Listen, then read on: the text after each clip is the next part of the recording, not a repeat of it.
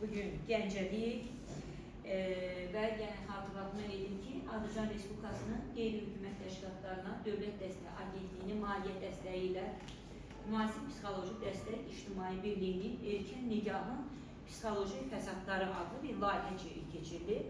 Əvvəlcə təşkilat haqqında da bir məlumat vermək istəyirəm. Hesab edirəm ki, əvvəlki məlumatlarımızda zəifdir. Təşkilat artıq 10 ildən çoxdur ki, fəaliyyət göstərir. Təşkilatın onlarla layihəsi var. Regionlarda deməli, müxtəlif təlimləri olub, Bakıda müxtəlif təlimləri olub.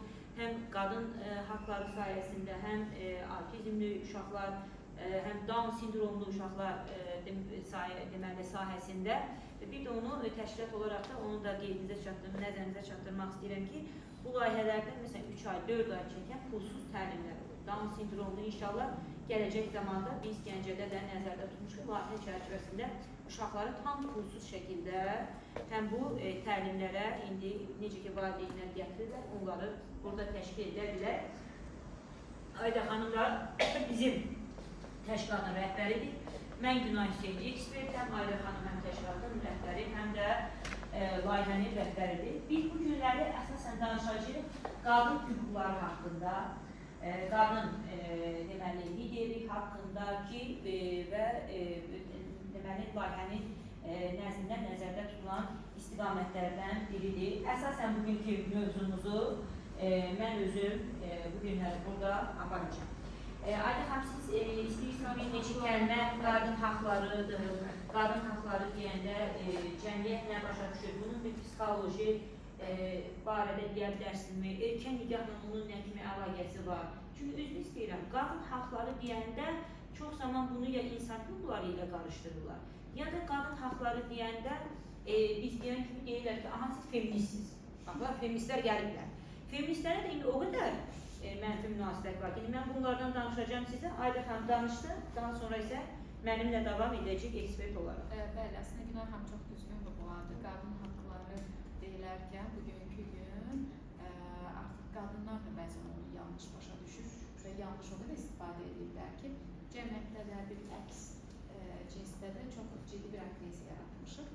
Amma qadın hüquqları deyiləndə biz ilkin sınıf hüquqlarımızı, standart təbii hüquqlarımızı nəzərdə tutmalıyıq. Bizim yaşamaq hüququmuz var, təhsil almaq hüququmuz var, sərbəst fikrimizi ifadə etmə hüququmuz var, seçim hüquqlarımız var və bütün bu hüquqlarımızı bizdən heç kəs ala bilməz. Məhz erkən nigahlarda bəzən ailə qəti şəkildə qızı yönləndirir. Belə bir keys yenə də yaşamışdım. Biz orada qızımızın özünə də öyrədik. Burada sənin seçim hüquqların pozulur. Burada sənin təhsil alma hüququn pozulur. Çünki məktəbdən səni götürürlər artıq. Çünki məktəbdə də bir problemlər yaradılır. Bu halda birbaşa ayrı məsuliyyət daşıyırdığına görə. Və nə yaxşı ki, bizim qanunvericiliğimiz, bizim dövlətimiz bugünkü gün belə valideynlərə qarşı həm hüquqi baxımından, həm sosial media baxımından kifayət qədər əks qüvvədə çıxış edir deyə bugünkü gün valideynlər çox ehtiyat edir, çox ciddi bir şəkildə addımlar kontrol edirlər, yaşa çox ciddi önəm verirlər. Və mən düşünürəm ki, dünyada nə olursa olsun, ailə bizi nə qədər sevsin, bizə nə qədər xoş davranırsa davransın, amma bizim hüquqlarımız ev, ailə çərçivəsində pozulduqda, ailədən danışıram, təbii sağlam sinif proseslərdən biz danışa bilmərik. Niyə görə? Düşünün ki, sizin asıl qonşuluğunuzda və ya qonşuluğunuzda xanımın fikrini ifadə etmə, etiraz etmə, gəlin qarşıda oturmaq. Qarşımıza gələnlər çox xahiş edirlər ki, məsələn, fikrini ifadə etmə, kimi səsləndirmə, qarşı çıxma, məsələn, əks fikir səsləndirmə, özünü müdafiə etmə, və ya zorakılığa qarşı çıxma, zorakılığa qarşı susmama kimi hüquqlarımızı biz pozduğumuz zaman, o psixologiyada bir söz var, özümüzə haqsızlıq etmişik. Son vaxtda bu türklərdən çox dilimizə düşür, əgər görürsünüzsə. Və bunun da nəticəsində biz nə yaşayırıq? Hüquqi baxımdan anladıq, yerinə də qoydular. Amma psixoloji yanıldı mı?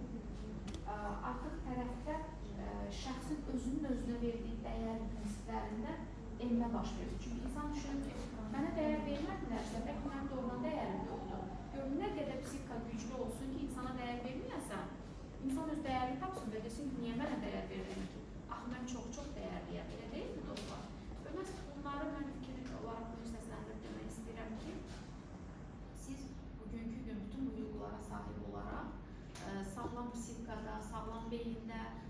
təfəkkürdə inkişaf edirsiniz və formalaşırsınız və bunun çərçivəsində də qurulan ailə sağlam ola bilər. Yəni siz gələcəkdə bir ana olacaqsınız, elə deyilmi?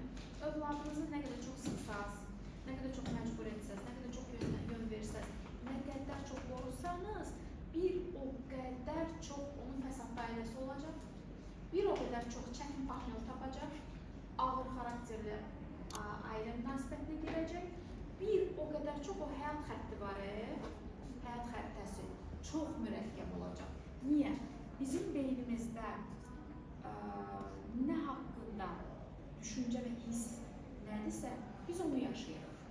Heç görmüsünüzmü? İnsan, bir misal çəkəcəm sensor istiqamətdən, bir limon görsün qarşısında və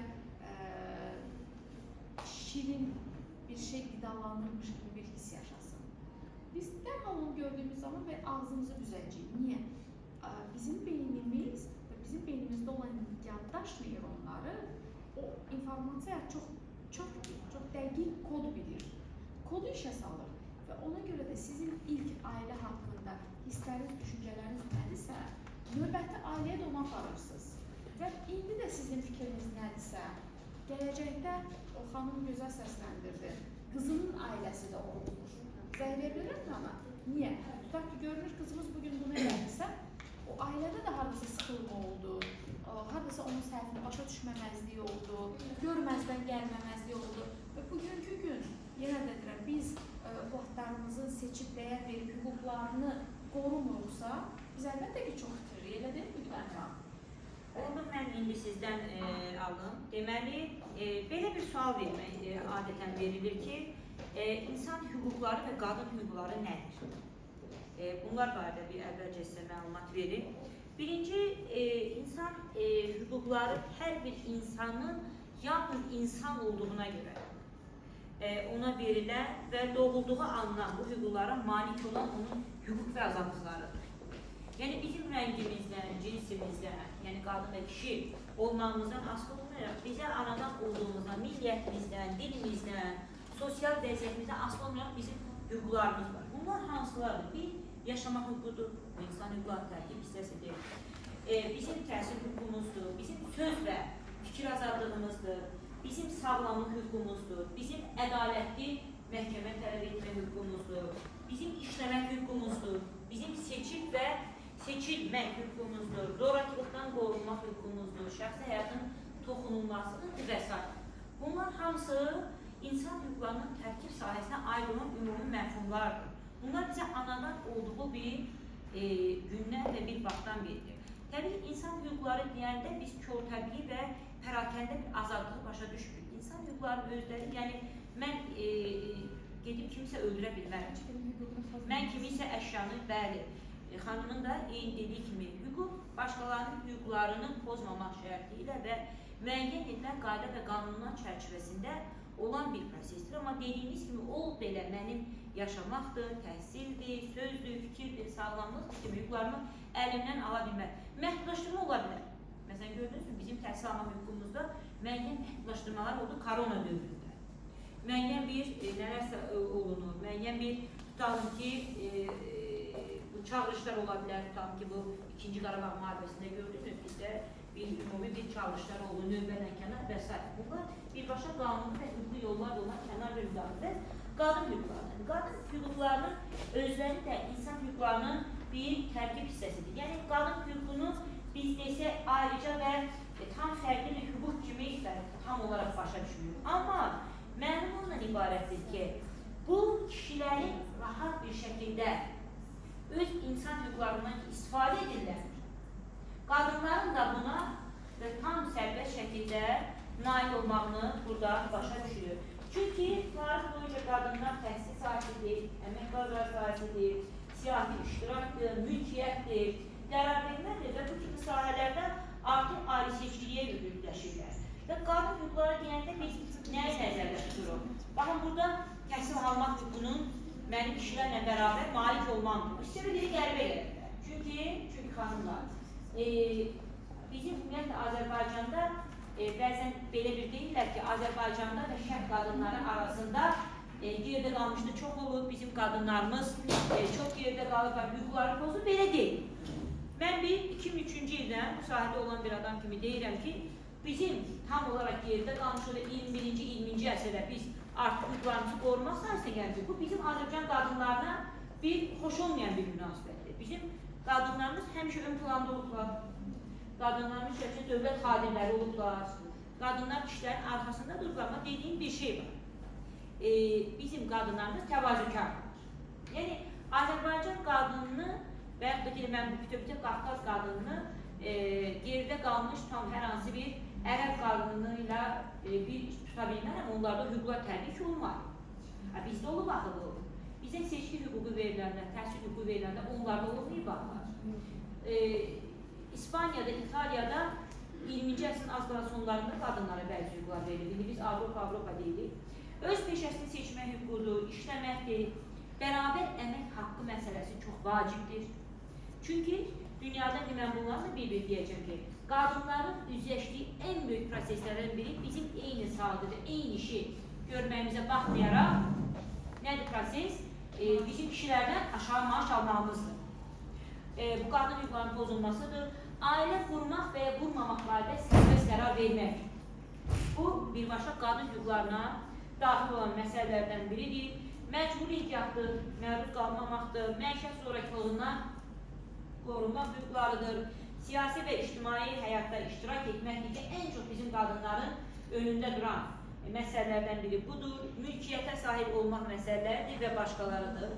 Və bunlar arasındakı müəyyən birinci insan hüquqları və qadınlar arasındakı fərqləri deyib, sonra statistikaları geçmək istəyirəm ki, insan hüquqları bütün insanlara aid olsa da, qadın hüquqları ancaq qadınların hüquqlarını qorumağa yönələn hüquqlardır. Məsələn, yenə də aid edirəm. Tam qadınların dünyaya uşaq gətirmək hüquqları kişilərdə ola bilməz. Məsələn, düzdürmü? Bu, biyoloji olaraq bizi Allah bir fərqli yaratır. Biz tamamilə bir fərqliyik. Mən bir qadın haqları müdafiəçisi olaraq bəzi məsələlərdə mən kişilərlə hər bir sahədə eyni olmaq istəmirəm. Çünki niyə mən özümü onlarla eyni cür hiss eləmirəm? Mən fərqliyim. Mənim əgər dünyaya uşaq gəlmə hüququm varsa və bu fonda mənim emosional, psixoloji və fizioloji durumunda dəyişiklik əmələ gələcəksə, deməli, mənə o ayrıcalıqlar daha çox tanınmalıdır. Doğru mu xanımlar? Çünki cəmiyyətin gələcəkdəki həm də yetişəcək fərdi, bizim idarə edən şəxs həm də mənim anı olaraq öhdəmdədir axı. Kişi mənim niyə bir hüquqda olmalıdır? Və yaxud da ki, mən niyə onunla bir hüquqda eyni vəziyyətdə olum ki, həmin o funksiyamı da, vəzifəmi də yerinə yetirə bilmirəm. Universal insan hüquqlarına məsələn, deməli, məsələn, hamı ilə bərabər qadın və kişilərin hüquqları tanıyasa da, indi dediyimiz kimi qadınlarda bəzi hüquqlar fərqli ola bilər ki, indi mən buna həm reproduktiv sağlamlıq məsələlərini gətirdik, burada ən çox analıq vəzifəsini mən göstərmək istəyirəm. Və eyni zamanda, əgər insan hüquqları hamı üçün eyni prinsipləri tətbiq edirsə, qadın hüquqları deyəndə qadınlara qarşı ayrıseçkiliyin və zorakılığın alınmasına yönəlir. Məsələn, deyək ki, qadınların siyasi sistemdə işləməsi. Məsələn, adi vaxt bir sual vermək istəyirəm. İndi daha doğrusu bir məsələ göstərmək istəyirəm. Ki, Azərbaycanda həkimlərin mütləq əksəriyyəti kimdir? Qadın. Rəhbərlik kim? Fikir versin. Xəstəxana müdürləri kimdir? Kişilər. Və ikinci bir sabimiz. Kitabxanaçıların əksəriyyəti 99% kimdir? Qadın. Mən bu sahədə bir layihəsi olan şəxsim deyirəm. Müdür kimdir? Kişilərdir. Doğru mu? Və ikinci bir məsələyə indi gəlmək istəyirəm. Məsələn, qadın nazir tanıyırsınız mı? Kimdir? Yox. Yəni, bunu bizim dövlət statistikadır. Bu statistikadır. Ha, biz bunu nəyisə tənqid eləmirik. Bizim dövlət də çalışır ki, bu məsələdə qoşulsa zor. İndi var mı üz istəyən var? İcracı orqanı götürək, xanımlar. Qadın nazir tanıyırsınız mı? İndi ikinci bir suala gəlmək istəyirəm. Nazirimiz yoxdur. Qadın muavin tanıyırsınız? Yoxdur. Yoxdur. Üçüncü bir icracıda gəlirəm. Qadın icra hakimi tanıyırsınız? Yoxdur. Görürsünüz mü? Artıq bu icracıdır. Qadın icra muavinlərindən neçə faizi qadındır məsələsi çox cüzidir. İndi növbəti bir sual meydana gəlir. Hansı sahəyə rəhbərlik edirlər? Əsasən balaca bir sosial ya bağlı olan bir məsələlərdə qadınlar orada rəhbər bir vəzifədə. balaca bir hissədə. İndi başqa bir sual meydana gəlir ki, indi bizdə tamam ki, milli məclisə neçə faiz qadın var? Hələ bizdə kvota yoxdur. Mən kvotanın özünü də doğru hesab eləmirəm. Yəni bu qədər qadın olmalı deyil. Mən bir qadın haqları olaraq həyat fikirləşirəm ki, kişi və qadın öz gücü ilə orada durmalıdır. Mən qadın olaraq mənə kvota verilməsi heç bir zaman istəmirəm. Nə qədər qadındır? Bizim 20%-imiz təxminən qadın olaraq, o da ki, sizə deyim ki, kvota olmasa da bir partiyalar tərəfindən edir ki, yəni bizdə də bu var. Yəni, bir qədər buna baskı olduğuna görə. Doğru mu? İndi parlamentin şöbə müdürləri, prezident aparatının şöbə müdürləri içərisində neçə nəfər qadın var? Yoxdur. Ali məhkəmədə neçə nəfər qadın var? Konstitusiya məhkəməsində neçə? Bir ya iki dənə. Ali məhkəmədə neçə qadın var? Bax bu, yəni bizim o dövlətin ən üst qurumunda olan nədir məsələlərdən biridir ki, çox da deyə bilərik qadınlar sosial və siyasi idarə etmədə əladır. Deyək, çox yaxşıdır. Bunu statistikan qoyur ortaya. Statistikanı ortaya qoyanda isə artıq nə olur? Deməli, həmin bu məsələlər nədir? Tamamilə üzə çıxır. İndi mən elə danışıram, sizin əgər bir sualınız varsa, məsələn, mən bilmirəm, Gəncədə vəziyyətdir, belə bir sual. Necədir? Yəni, qadınlar hər sahədə var. Qadınların bütün dünyada üzləşdiyi en böyük problemlərdən bir bayaq qeyd edildiyi kimi aşağı əmək haqqı məsələsi. Təbii ki, bu dövlət qurumlarında deyil. Bax, biləsiniz ha. Bizim qanunvericilik həqiqətən də bu sayədə ən dünyanın ideal qanunvericiliklərindən biridir. Yəni, qadın və kişi eyni vəzifədə işləyirsə, eyni maaş. Bu, ən çox özəl sektora, nisbət necədir, qadınlar nə qədərdir, seçim zamanı, tam ki, müsahibələr olan zaman qadın üstünlük verir, kişi üstünlük verir. Bu məsələlər biz toxunur. Bu məsələlər bütün dünyada ən çox özəl sektordadır. Özəl sektorda maaş nisbəti nə qədərdir? Eyni. Ən aşağı səviyyədir. Qadın və kişilər arasında ən inkişaf etmiş ölkələrdə belə onların maaşları arasında böyük bir nədir? Fərq. Böyük bir fərq burada mövcuddur. Ümumiyyətlə, qadınlar haqqında indi biz danışırıq. Qadınlar haqqında deyən zaman bir kişilərin və onlar haqqında bilirsizlər, bir xoş sözləri var və mən bayaqları bir feminizm sözünü də işlətdim ki, indi müasir dünyada feminizm çox mənfi bir qədər, bizim Azərbaycan cəmiyyətində başa düşülən bir qurumda, amma o feminizm başlayan zaman o istiqamətdə indiki bizim təsəvvür etdiyimiz bir istəyirəm sizdən. Bəzən biz dünyada da feministlər görürük ki, bəziləri belə hesab edir ki, paltarını soyunmaq yolu ilə özünü göstərəcək. Bu deyil. İlk feministlər Amerika Birləşmiş Ştatlarında gələn zaman onların tələbləri seçki hüququdur, təhsil hüquqlarıdır, bu istiqamətdə olandır və dünyada hələ də bu istiqamətdə gedən çoxlu feminist cərəyanlar var. Bir feminist kişinin ona nəyisə etməklə razı olmaz, indiki feministlərdən fərqi olur. Bir feminist, məsələn, bir kişinin ona yer verməyinə razı olmaz. Əsl feminizm budur, yəni mən səninlə eyni bərabər hüquqdayım. Bir feminist qadın olduğuna görə ona xüsusi maaş əlavə verilməyinə razı olmaz. Amma bu, indi bu məfhum tamamilə dəyişir. İndi özünüz də görürsünüz. Bu istiqamətdə heç feminizmi qavrayan da yoxdur deyən bu mövzudan da çox danışmırıq. Və indi mən danışmaq deməli istəyirəm ki, Azərbaycan tarixində qadınlarımız necə olur? Bu sahədə qarşılaşdıqları məsələlər barədə. Bayaq qeyd edildiyimiz kimi 1918-ci ildə Xalq Cümhuriyyəti səs vermə zamanı, deməli qərar verdiyi zaman ki, qadınların seçmə və seçilmə hüququ var. Bu dünyanın əksər ölkələrində olmayan bir hadisəydi. Bizim ikinci təlimimizə az var xanımlar, narahat olmayın. Və həmin vaxtda biz deməli Üzeyir Hacıbəyinin anasının adını çəkə bilərik, Xədicə Qayıbovanın adını çəkə bilərik, Səkinə Axundovanın adını çəkə bilərik ki, bunlar Sona xanımın adını çəkə bilərik, Hacı Zeynalabdin Tağıyevin xanımı barədə. Bu haqda da mən bir özüm tarixçiyim, bir məsələ barədə də mənim tələbələrim də hər zaman mənə sual verirlər ki, ay müəllim və onların arasında yaş fərqi çox olur. Belə bir, həm Hacı Zeynalabdin Tağıyevi, həm də Sona xanımı gözdən salmaq istəyən söhbətlər gedir, daimi. Bu barədə mən bir aydınlıq gətirim, sonra isə başqa. Hacı Zeynalabdin Tağıyevi həqiqətən də Azərbaycanın ən önəmli xanımlarından biri olan Sona xanımla arasındakı yaş fərqi çox olur. Xanımlar. Həm də Sona xanım Hacı Zeynalabdinin oğlunun balısı. Bu bir qədər bizim təbii ki, müəyyən mənəvi mentalitetimizə və düşüncəmizə müəyyən gəlməyən. Amma mənim üçün təqdiyim bir şey var. Məsələnin bu tərəfini o iki şəxsin öhdəsindən bıraxır. Yaxşı, biz Azərbaycan xalqı olaraq bundan nə qazanmışıq? Çox şey. Əgər Hacı çox. Əgər Hacı Zeynalabdin Tağıyev və Sona xanım evlənməsəydi, Hacı Zeynalabdin Tağıyev yeganə şəxsdir ki, ona Azərbaycan tarixində yeganə şəxsdir, millətin atası deyilir. Millətin qatın zəhmət olmasa olur. Millətin atası kəlməsi. Niyə? Çünki sözün həqiqi mənasında şəxs millətin atası olur. Lakin Hacı Zeynalabdin Tağıyev millətin atası olmağa həm də sövq edən şəxs kim olur? Onun həyat yoldaşı Sona xanım. Hacı Zeynalabdin teatrdır, təhsildir, məktəbdir. Qızlara bilirsiniz, məktəblər açır. Fəaliyyətinin %99 arxasında kim durur? Sona xanım durur. O öz həyat yoldaşını bizim indiki xanımlardan fərqli olaraq, əziz xanımlar, hər hansı özünə paltar almağa, gəzməyə, nəyə bir xırda şəxsi arzulara yönətməyir. Qadın özünə yönətməyə vəznər. Hacı Zeynalabdin Tağıyevin pulunu kimlərə yönəldir? Millətə və xalqa. Təsəvvür edirsinizmi? Özüm bir məsələni də deyirəm, bu məsələni də mən bağlamaq istəyirəm. Sona xanım özü kifayət qədər imkanlı şəxs olur. Hacı Zeynalabdin Tağıyev bilirsiniz də kasıb fəhləlikdən gələn bir şəxs olur.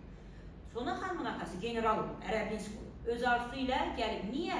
Çox güman ki, burada da onun o xalqa qulluq eləmək, o dövrün qadınları və kişiləri arasında o arzular olur. Xalqıma mən necə kömək edə bilərəm? İndi dövr dəyişir, millət dəyişir.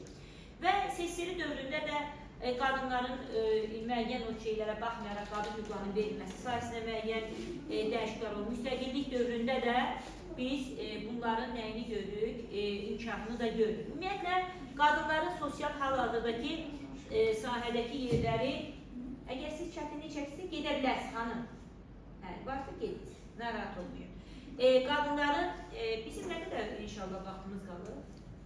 10 dəqiqə. Qadınların təhsil sahəsində üstünlük təşkil edirlər hal-hazırda, özünüz bilirsiniz. Yeni nəslin formalaşmasında mühüm rol oynayırlar. Azərbaycanda xüsusən səhiyyə və sosial xidmət sahəsində qadınlar 66% rol oynayırlar hal-hazırda. Xeyriyyəçilik və ictimai hərəkətlərdə iştirak edirlər. Bəs iqtisadi həyatda onların iştirakı nəyindən ibarətdir?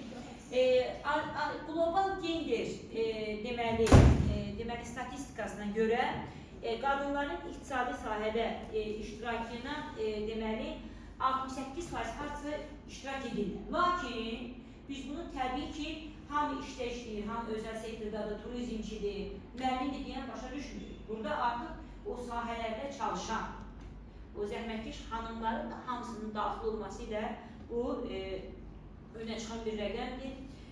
60 deməli faizi qadınların iqtisadi inkişafda və imkanlar indeksində aşağı səviyyədə. Yəni o 60% qadın öz imkanından daha aşağı səviyyədə təmsil olunmaqdadır. Ən az 20% hələ bizə məlum olan bu inkişaf etmiş ölkələrin statistikasıdır. 20% deməli qadınların kişilərlə qlobal əmək bazarında fərq var. Yəni mən tutalım ki, eyni menecerəm, sən də menecersən, biz fərqli maaşlar alırıq. Və eyni zamanda qadınların da iqtisadi sahədə iştirakında bunu da nəzərdə tuturuq. Ali təhsili qadınların cəmi özəl sektorda belə 30%, laqməndər isə 29,5% nə edir? Deməli, menecer vəzifəsindədir. Buna baxmayaraq, qadınlar deməli sektorda yeni iş yerləri yaratmaqdadır, iqtisadi inkişafa töhfə verirlər, təhsildə artıq bütün dünyada kişilər üstələnməkdədir. Amma yəni dediyimiz kimi yüksək vəzifələrdə az təmsilçilikdir, karyera fasilələridir. Bunlar onların inkişafına müəyyən çətinliklər yaratmaqdadır. Və qadınların siyasi təmsilçiliyi haqqında mən bayaq danışdıqda yenidən artıq statistika ilə sizə deməli yenidən qayıtmaq istəyirəm ki, qadınların siyasi təmsilçilik indeksi 2025-ci ildə bütün dünyada cəmi 23%-dir. Fikir verirsinizmi? Ən az 69%, 70% qadın işləyir. Ən az. Hələ bizə məlum olan. Bunun isə siyasi təmsilçiliyi cəmi 23%-dir. Halbuki seçicilərin əksəriyyəti belə kimlərdir? Qadınlar, yəni qadınlar kişilərdən sadəcə üstündürlər. Kabinet üzvləri arasında, yəni icra edici prezidentdir, nazirlikdir, icradır və s. 1/3 təşkil edir. bütün dünyada ve kadınların özünün temsil olunduğu en çok sahə bayaq da dediyimiz gibi sosyal ve aile profil sahələridir. Yani dövlət idarəetmə orqanlarında en az temsil olunduğu ise xarici işlərdir, mülki müdafiə məsələləridir və iqtisadiyyat məsələləridir.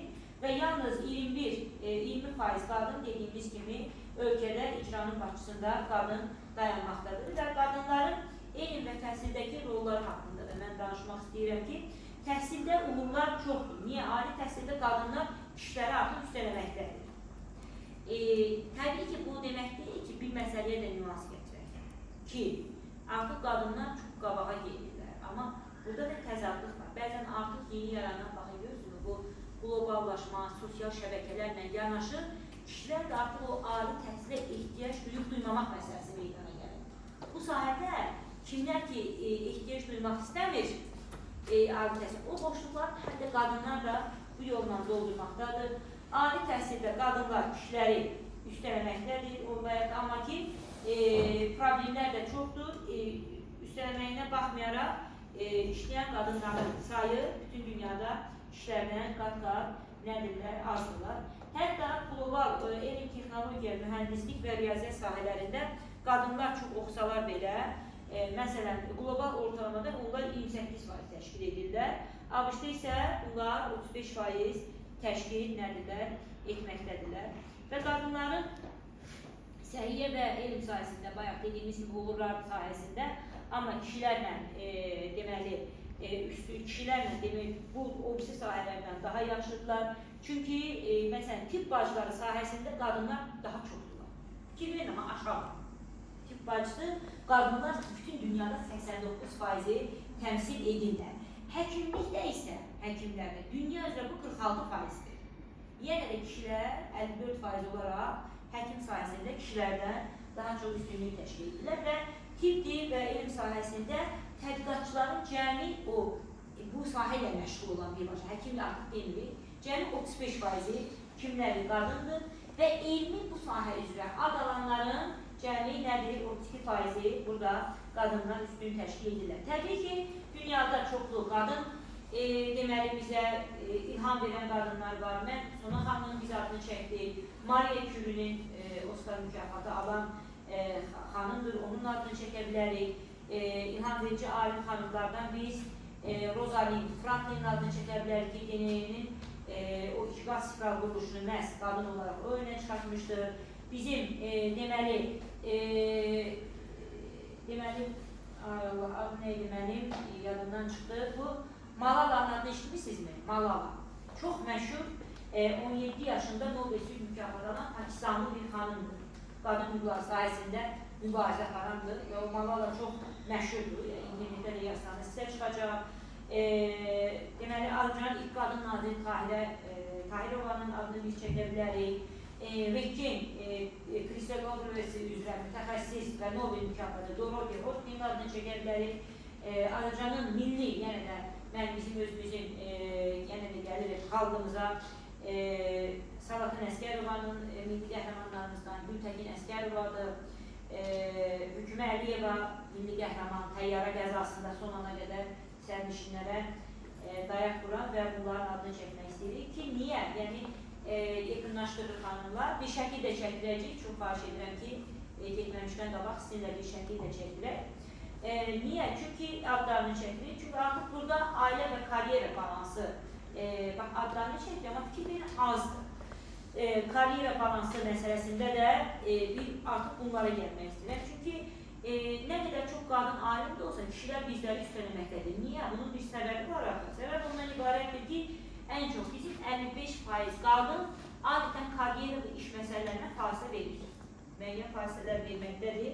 Və hətta əgər bu kişilərdə karyeralarında fasilə ona təşkil edirsə, biz qadınlar ən az 20 ay, yəni 2 ilə yaxın bir öz karyeramızda nə edirik? Bunlara fasilə verməkdəyik. Və başqa, indi sağlamlıq problemlərdə, baxın, görürsünüzmü? Biz erkən nigahdan danışırıq, bizim 2 təlimimiz bu haqda olacaq, erkən nigahlar haqqında birbaşa olaraq. Erkən nigahı heç kişi eşitmişsiniz, demək olar ki, yoxdur.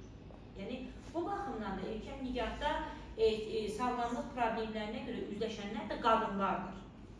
Yəni qadının erkən yaşda uşağı dünyaya gətirməyi, onun müxtəlif səbəblərdən doğuş zamanı ölməyi, qan itirmədən ölməyi, ümumiyyətlə bədəninin ona imkan verməməyi qadınların artıq sağlamlıq problemi ilə nə edir? Üzləşməyinə birbaşa olaraq səbəb olmaqdadır. Qadınlar sağlamlıq problemlərinə görə ömürlərinin ən azı 3 illik kişilərdən çox xəstə keçirirlər. Onun müəyyən ya gəlirləri və başqa və ailə problemləri imkan vermir ki, qadın öz sağlamlığının, hörmətli xanımlar, dalınca düşdü ki, bu da onların deməli əsas maneçilik səbəblərindən biridir. Bir də mən bir məsələdə sizə sual verirəm və bununla da biz yekunlaşdırırıq. Şüşə tavan nədir qadın haqları sayəsində? Eşitmişsiniz? Şüşə tavan. Xahiş edirəm buna mənə bir cavab verərsiniz. Şüşə tavan eşitmişsinizmi? Bu bütün dünyada bir deyil. Şüşə tavan odur ki, xanımlar, bizim önümüzdə biz təhsil almışıq. Biz işləmək istəyirik və önümüzdə arzularımız, xəyallarımız həddindən az çoxdur. Gələcəyə baxırıq, gələcək görünür və biz elə bir irəliləyən olur, gelirik, tam bizim arxamızda görmədiyimiz bir səhv qalmayan. Şüşə daxil. Biz dəqiq ona keçə bilmirik. Amma qabaqda görünür. Həmin bu şüşə tavan nə ola bilər? Ailə baskısı da ola bilər, cəmiyyət də ola bilər, sosial mentalite də ola bilər, iş və karyerada qadın və kişi gender bərabərsizliyindən də ola bilər. Məsələn, mən həmişə dediyim bir şey var, mən uşaqlarla çox yaxşı oynuyordum. Mənim o şüşə tavanı mən anam vurdu. Çox yaxşı qadın idi, təəssüfən belə hesab elədi ki, şahmatın dalınca düşmək lazım deyil. Mən hələ də çox təəssüfləndim. Mən getdim və dəydim və dalım. Başa düşdünmü? Hərənin qarşısında bir məsələ var o şüşə tavanı. Eləsinin hətta övladı ola bilər, eləsinin xəstə övladı ola bilər. Bizim bir xanım deyərdi, mən baxdım, ürəyim dağıldı. Başa düşdünmü? Bunlar hamısıdır. Dövlət qanunları ola bilər. Məsələn, İranda bir qadın başqa yerə tərk edə bilməz. Ərinin icazəsi olmadan ərəb ölkələrində siz bir yerə gedə bilməzsiniz. İnşallah və başqa hüquqları edə bilməzsiniz. Bunlar şüşə tavanlar hamısı bizim dediyimiz kimi. Və ikinci bir termin barədə də sizə məlumat vermək istəyirəm. Sızıntılı boru kəməri. Qadın haqlarına aid olan başqa nədir bu? Karyera pilləsində biz irəlilədikcə qadınların sayı sistemli şəkildə azalır. Yəni, mən əvvəl işə başlayıram mı? Mühasibatlıqda başlayıram. Biraz keçib bir qədər keçirəm. Mənimlə eyni qarşı keçmək olan artıq görünüm rəhbər vəzifədədir. Yavaş-yavaş keçdikcə, bax, burada başlanılır. Məsələn, market düzdür. Marketdə işləyənlər, qadın və oğlanlar eynidir bu, qızlar və oğlanlar, satçılar. Düzdürmü? Özünüz görürsünüz, tələbələr işləyirlər. Amma bir də görürsən ki, qabağa gedənlər artıq kişilər. Necəsə menecer oldular, necəsə menecerin rəhbəri oldular, necəsə nə oldular və artıq buna nə deyilir? Sızıntılı boru kəməri deyilməkdədir. Mən hesab edirəm ki, kifayət qədər məlumatı sizə verdik. İkinci hissəni saxlayacağım mən deməli bunlar haqqında növbəti təlimimizə. Sizə təşəkkür edirəm xanımlar. Var olasınız. Çox xahiş edirəm getməmişdən qabaq bir bura gələsiniz, sizə şəkil çəkdirək.